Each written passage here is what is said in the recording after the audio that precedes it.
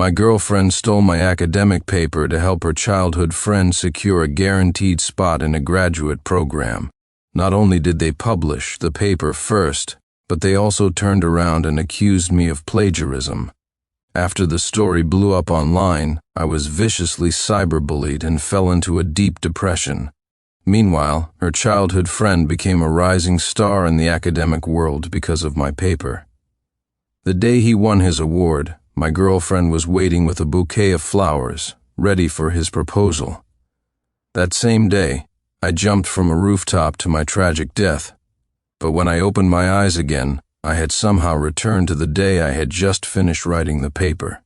Chapter 01. Sincere Smith. A few urgent calls snapped me back to reality. I was stunned to see the person who should have been at Ethan Williams' award ceremony sitting right in front of me.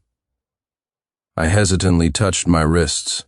The places where the bones had shattered from the fall were now perfectly intact. Could it be that I was reborn? Sincere, what's wrong? You've been out of it. Were you up all night working on your paper? By the way, I told you to bring it so I could help you edit it. Did you bring it? When Victoria Johnson mentioned the paper again, I was certain. I had been reborn. In my past life, Victoria used this exact excuse to get me to hand over my paper, saying she would do the final edits so I could get some rest. I never suspected a thing. I trusted her completely. I never imagined she would turn around and give my work to her childhood friend, Ethan Williams. The two of them conspired to publish my paper first. When I submitted it later, unaware of their actions, they accused me of plagiarism. No one listened to my explanation. After the story was posted online, I was relentlessly cyberbullied and developed severe depression. When I confronted Victoria, she just gave me a cold glance. You've always been such an excellent student, winning so many awards. What's the big deal about letting Ethan have this one? Stop being so dramatic. It's just a few insults online. If you just bear with it, it'll blow over later. Ethan truly did become a sensation in the academic world because of my paper. But I, unable to bear the constant attacks from all sides, leaped from a rooftop to a tragic death. And that day was the day Victoria waited at Ethan's award ceremony, expecting his proposal. The memories were vivid, and I could almost feel the shattering pain of my bones and organs all over again. I suppressed the intense physical revulsion and shook my head, lying to Victoria. No, I forgot to bring it. You forgot? I reminded you so many times. How could you forget something so simple? Are you an idiot? There it was again.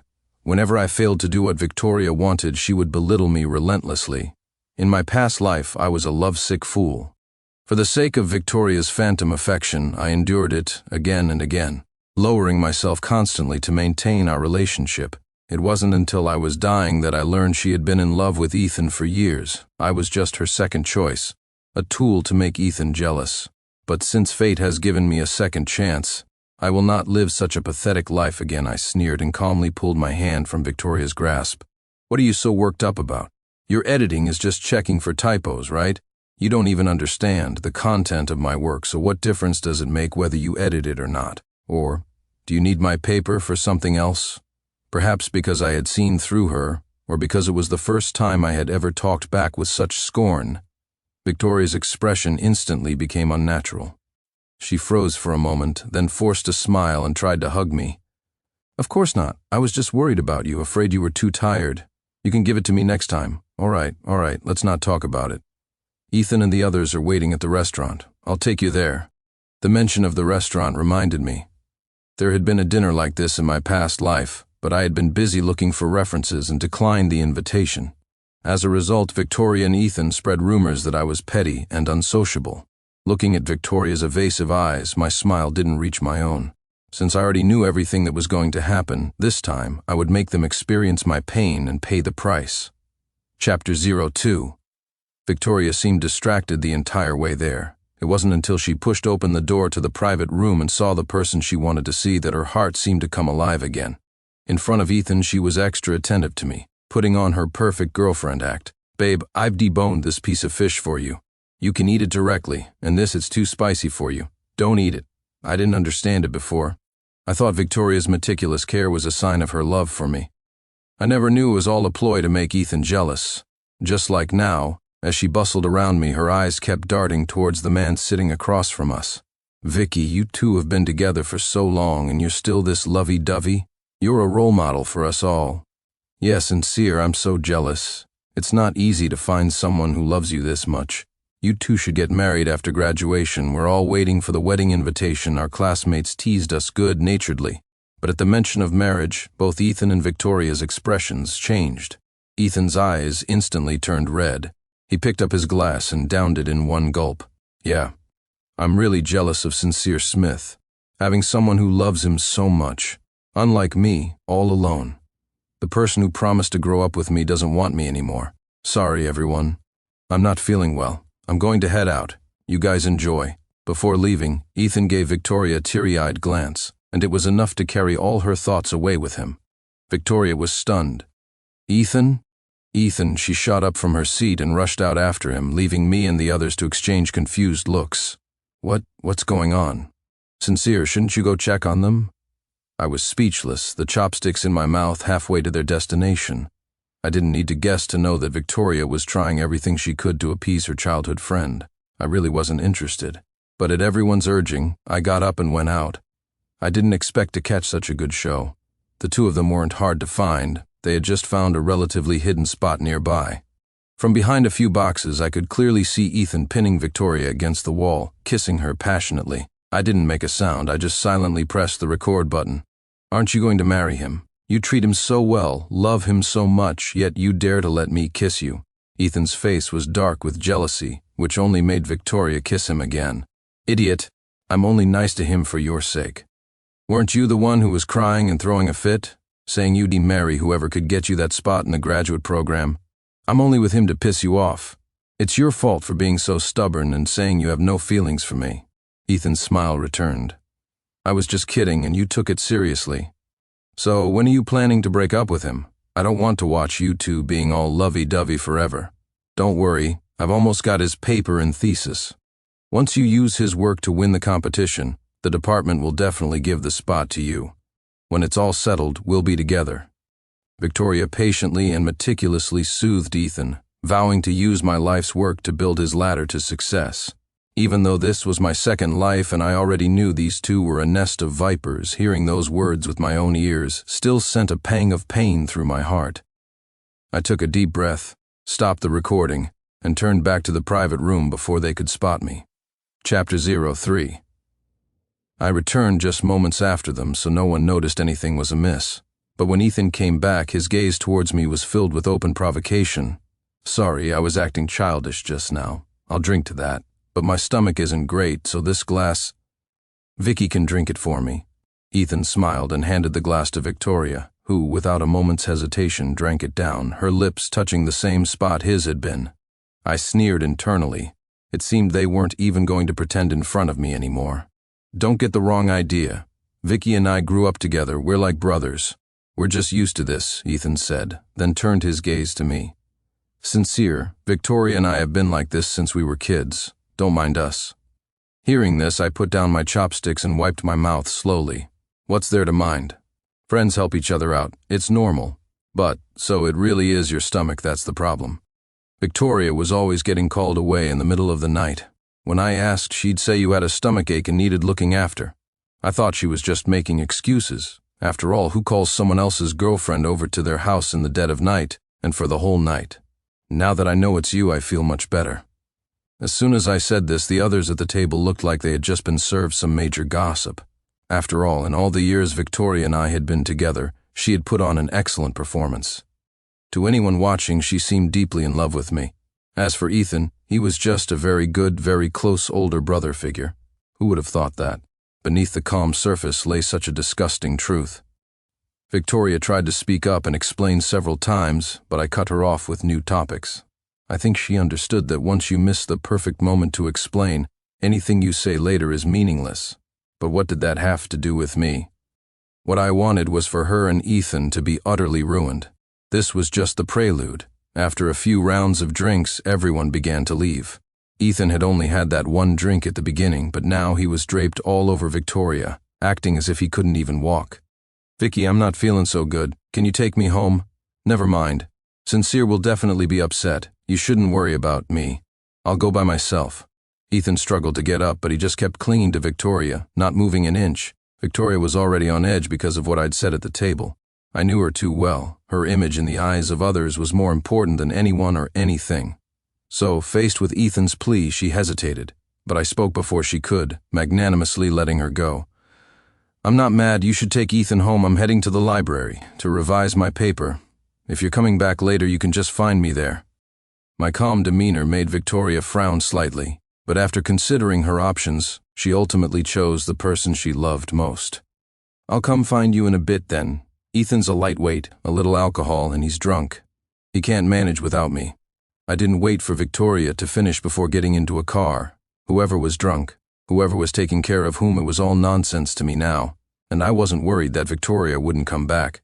After all, how could she pass up such a perfect opportunity? Chapter 04.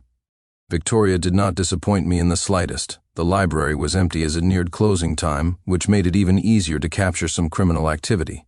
I just told her I was going upstairs to look for some materials and asked her to watch my things. As expected, she couldn't resist copying my paper.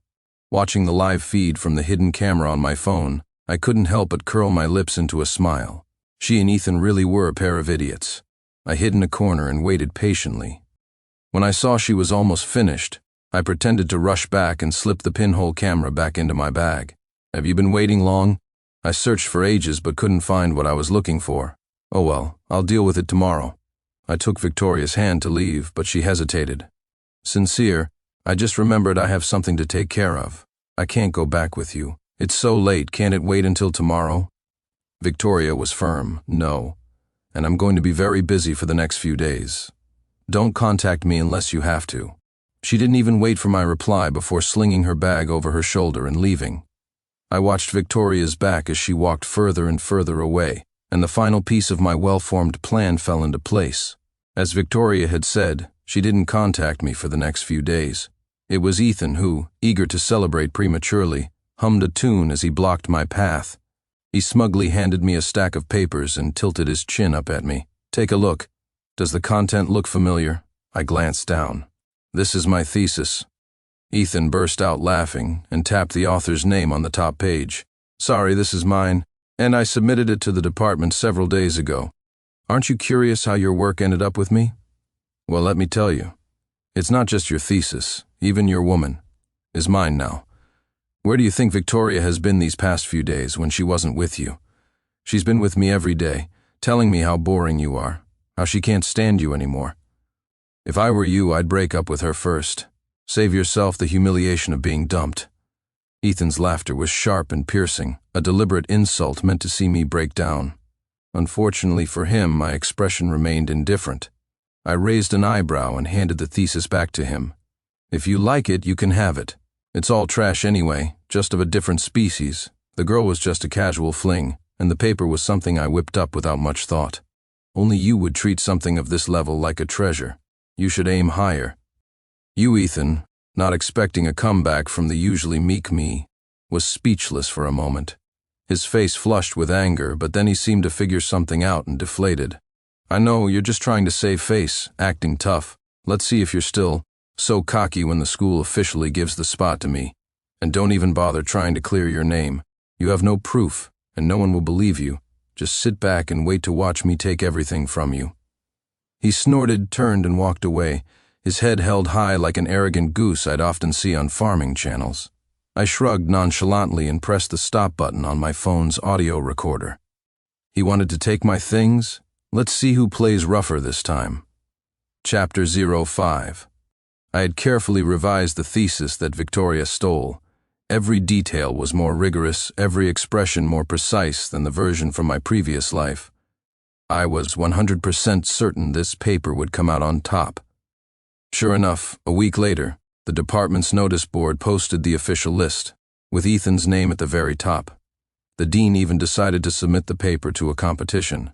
If it won, there would be a substantial cash prize. I stood at the end of the hallway, and from a distance I could hear the excited voices of two people in an empty classroom. The dean told me yesterday that the spot is basically mine. That bookworm Sincere Smith, so what if he knows I stole it? He wouldn't dare say a word. Victoria laughed and kissed Ethan. Even if he tried to cause you trouble, I wouldn't let him succeed. He's just a lovesick fool. A few sweet words from me and he'll get over it. Besides, he doesn't have a shred of evidence. What can he do to us?" Their unrestrained laughter echoed from the classroom, soon turning into the sounds of their passionate kissing.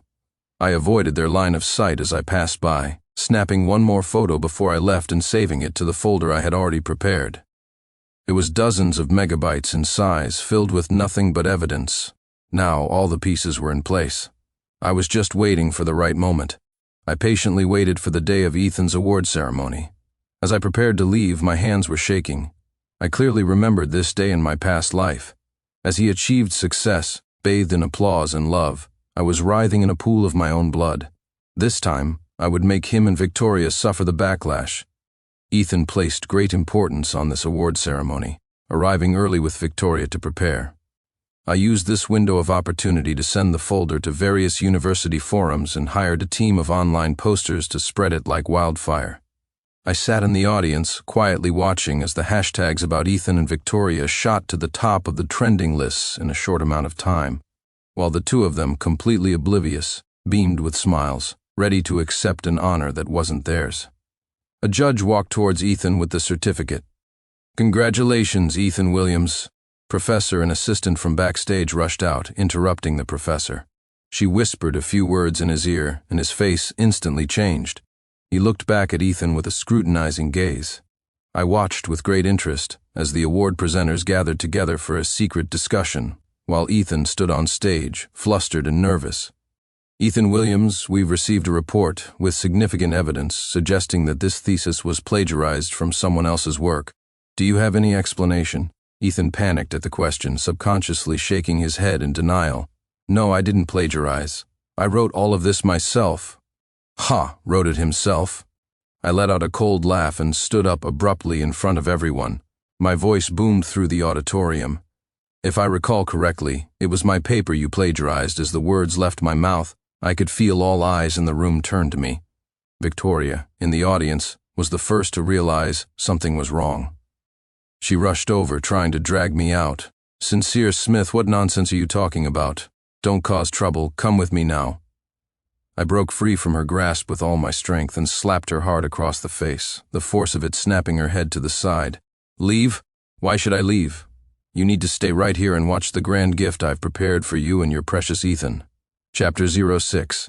Before Victoria could recover, I had pushed past her and walked towards the judges' panel. 5 printed copies of the evidence, one for each of the 5 judges. I started preparing the materials for my thesis 6 months ago, including the necessary literature and reference data. This contains all of my search history, and these are the chat records of my discussions with professional mentors in this field over that period. Every one of them can testify that I began planning this paper a long time ago. I spoke with conviction, explaining each piece of evidence in the materials. But even so, Ethan kept trying to argue, his eyes locked on me. "You're just spewing lies. I see you're just jealous that I won the award, so you're trying every trick to ruin me." "So what if you have that? It's not substantial proof. At most it proves our topics overlapped. It doesn't prove I stole your content." After hearing Ethan's words, I couldn't help but laugh out loud. How could someone be so stupid as to lead others step by step to their own exposure? Seeing my smile widen, the panic in Ethan's eyes became obvious. Under his gaze, I handed a USB drive to a staff member and crossed my arms, waiting for the show to begin. A moment later, the large screen displayed the image of Victoria and Ethan embracing, and their familiar conversation echoed through the hall. "So, when are you planning to break up with him? I don't want to watch you two being all lovey-dovey forever. Don't worry, I've almost got his paper and thesis. Once you use his work to win the competition, the department will definitely give the spot to you. When it's all settled, we'll be together." Then Victoria's face appeared on the big screen, focused on exporting all the data. The scene caused an uproar in the audience. Academic fraud is bad enough, but to use stolen work in a competition? Exactly, and then to falsely accuse the real author when they're found out. But this woman is disgusting, too, helping her side piece screw over her own boyfriend. What a piece of work.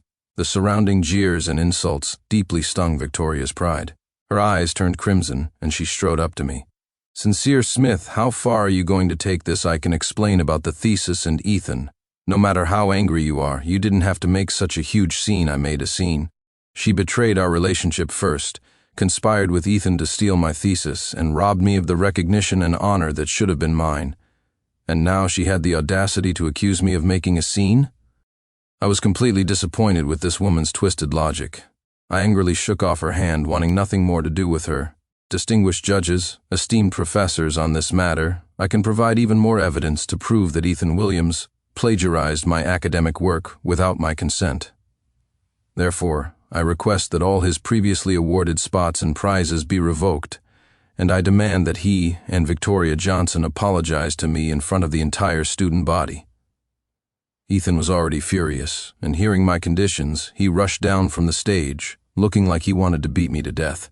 But before he could get close, a professor stopped him with a sharp rebuke. "What do you think you're doing? Is this a place for you to act like a hooligan? This student has already presented various pieces of evidence proving this thesis is his work. If you disagree, then present your own evidence. What good does attacking someone do?" Ethan's eyes darted around, avoiding the gazes from the judges' panel. He mumbled that he hadn't kept any evidence. Of course he hadn't. There was no evidence for him to keep in the first place. The professor saw through his act at a glance. After a brief discussion with the other teachers, he nodded. "We agree with the student's statement. Someone with such poor moral character is not fit to continue studying at our university. You two are expelled. Before you leave, you will make a public apology to him in front of the entire university." Chapter 07. Walking out of the auditorium, I took a deep breath of fresh air. A true sense of rebirth washed over me. This time, I didn't let myself be pushed into a corner. Instead, I gave them a swift and powerful counterattack. I deliberately chose a time when they would be too busy to manage the situation to amplify the public outcry. By the time they had a chance to react, it was already too late. I idly scrolled through the comments under the trending topics. Ethan was handsome and had a small following in his social circles. When he first got the guaranteed spot, a bunch of people online were praising him for being both talented and good-looking. Now that the truth was out, the backlash was even more severe. I thought he was so brilliant, but I watched his old videos and found typos in his captions. When people pointed them out, he cursed at them, and he calls himself a sophisticated intellectual. No matter how much you market yourself, anyone who does something like this can't be a good person. He should be deplatformed. Some fellow students, filled with righteous anger, explained the story of the three of us in greater detail, leading to an outpouring of support from me. This girl pretended to be so in love with her boyfriend at school every day, bringing him breakfast, always by his side. Turns out she was doing something so shameless behind his back. I always had a bad feeling about that guy. The girl has a boyfriend, but he's always using the friend excuse to ask for her help. I heard from a senior that he would call the girl over to his place in the middle of the night and pretend to be drunk so she wouldn't leave. That's so disgusting. I feel for the guy. Hey, I found his personal social media account. How could someone so handsome be betrayed like that? That girl must be blind reading this. I belatedly opened my social media and realized I had gained a lot of followers without even noticing. Many people left me messages, praising my courage for exposing them. Even more used my platform to share their own similar experiences. If even I could see some of the insults directed at Victoria and Ethan, I could only imagine that the storm they were facing was far more brutal. I just didn't expect that Victoria, who was in deep trouble herself, would have the nerve to ask me to let Ethan off the hook. On my way home, I saw a woman bundled up, waiting downstairs. I was puzzled and about to take a detour when she recognized me. She ran over to me, and it was only then that I realized it was Victoria, whom I hadn't seen in a while. "Sincere Smith, I need to talk to you. Unfortunately, I have nothing to say to you." Sincere Smith, seeing that I was about to leave, Victoria quickly grabbed my arm, her tone still carrying that same nauseating arrogance from before. "Sincere Smith, can you please clarify that Ethan is innocent? Just say it was all a misunderstanding, that you overthought our relationship. Sincere Smith, Ethan has been cyberbullied for days. He cries every day and is too scared to even leave the house. If this continues, something bad will happen to him. I know you still have feelings for me, that's why you did all this to target him. I promise you, if you're willing to clear his name, then I—" Victoria looked at me and closed her eyes as if making a great sacrifice before finishing her sentence. "Then I'll stay with you forever and never think about another man again." It turns out that when you're truly speechless, you really do laugh. I sighed, not knowing whether to mock her naivety or praise her confidence. Victoria, can you send me a link to that shamelessness of yours? Who are you putting on this pitiful self-sacrificing act for? What makes you think I'm still hung up on you? And who gave you the confidence to think you have any right to negotiate with me? Let me tell you, you and Ethan getting what you have now is exactly what you deserve. Don't expect me to forgive either of you. You two owe me a life and I won't forget it. And besides, this isn't my final goal. I've already started the process of suing you for plagiarism and academic theft. Victoria, if you knew this was coming, why did you do it in the first place? Remembering the weightless feeling of falling, my fingertips still trembled. But soon the fear from my past life was replaced by a sense of fulfillment in this one. I could truly feel that I was alive, completely free from the despair of before. I smiled and threw the words Victoria had once said to me right back at her. Stop being so dramatic. It's just a few insults online. If you just bear with it, it'll blow over. Chapter 08. Victoria refused to believe I had no feelings left for her, convinced that everything I said was just out of anger. I couldn't be bothered to argue with her anymore. I slapped her again and went home. I thought that would be the end of it for a while, but the next day in class, a classmate secretly shared a video with me. It was a recording of a live stream, and the person in it was Ethan. He tearfully recounted his and Victoria's lifelong bond, claiming they were mutually in love and that everyone around them could see the romantic tension. But according to him, I knew everything and still insisted on forcing my way in. Victoria and I have known each other for over 20 years.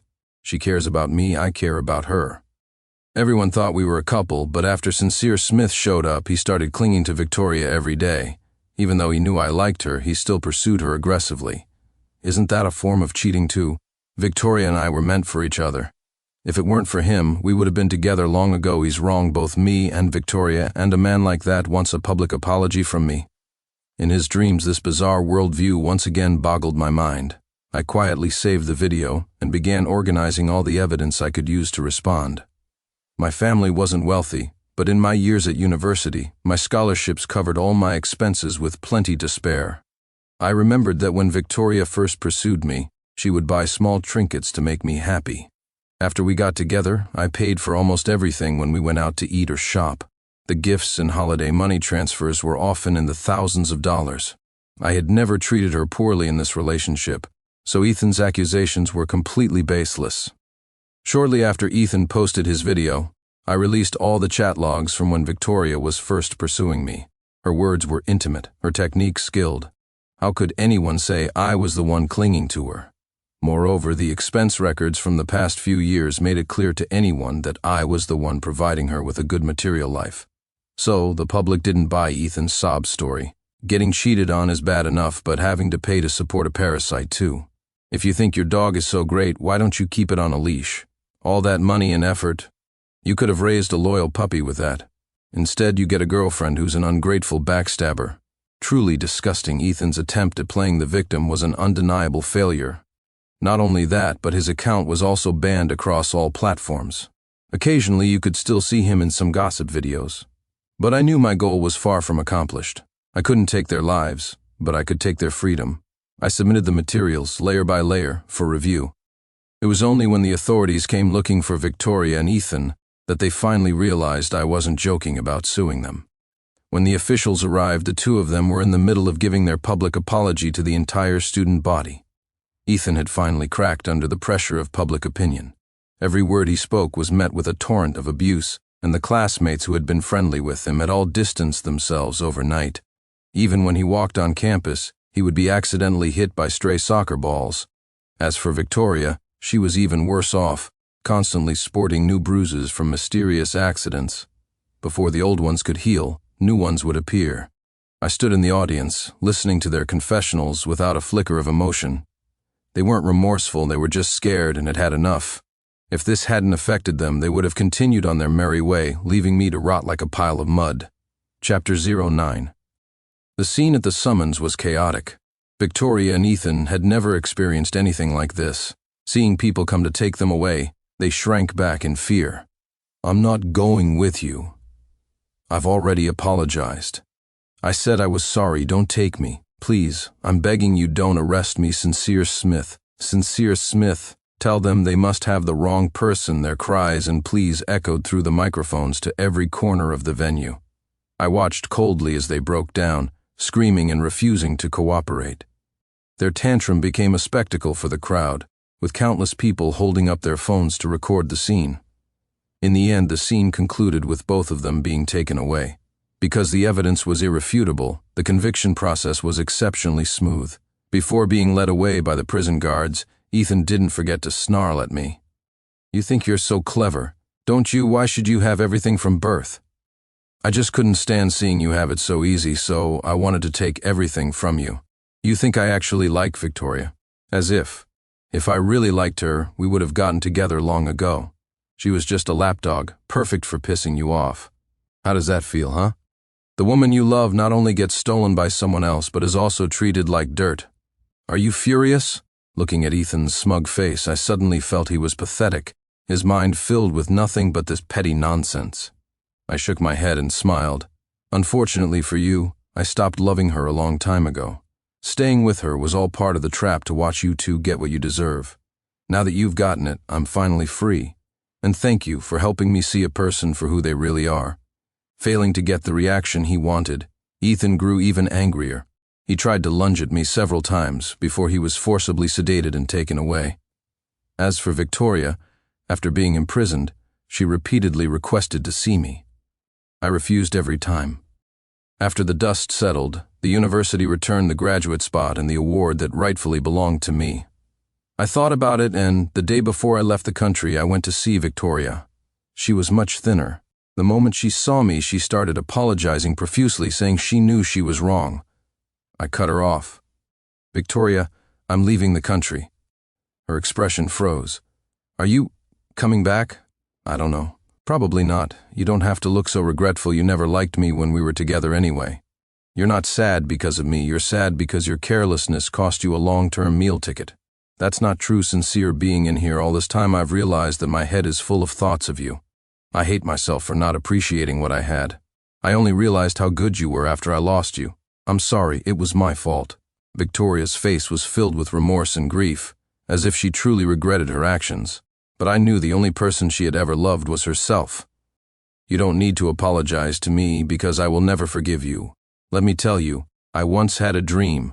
In the dream, you made the same choice. You gave my thesis to Ethan, helping him climb up by stepping all over me. You two even conspired to have me killed, and you chose the day he won his award to have him propose. For a long time, I kept wondering what was wrong with me. But then I realized it wasn't that I didn't do enough. It was that you weren't worth it. Victoria, you don't deserve the love I gave you." My words were blunt and harsh. Victoria didn't argue or get angry. She just remained silent. Seeing there was nothing more to say, I stood up to leave. As I walked out the door, I heard her tapping on the glass. I looked back. She moved her lips. She was mouthing the words, "I'm sorry." I didn't respond. I just walked out the main gate into the light. Chapter 10. After moving abroad, everything was new, full of curiosity and challenges. Almost without trying, the matter of Victoria and Ethan faded to the back of my mind. I continued my routine between the university and my dorm, occasionally joining my professor at academic exchange seminars. Some might call my life dull and boring, but I enjoyed it. At another quarterly seminar, I was rushing with a coffee in hand. Just as I was about to enter the room, I bumped into a young woman spilling coffee all over her coat. I apologized profusely, but she stood against the light, not saying a word about compensation, just looking at me intently. When I came to my senses, I looked down at her. Her camel-colored wool coat seemed to glow warmly in the sunlight, as if dispelling some of the winter's chill. After a long moment, she suddenly smiled and extended her hand to me. "Hi, I'm Anna Wright." I was stunned for a second, then politely returned her smile. "Hello, Sincere Smith." This time, the first chapter of my own story had finally begun.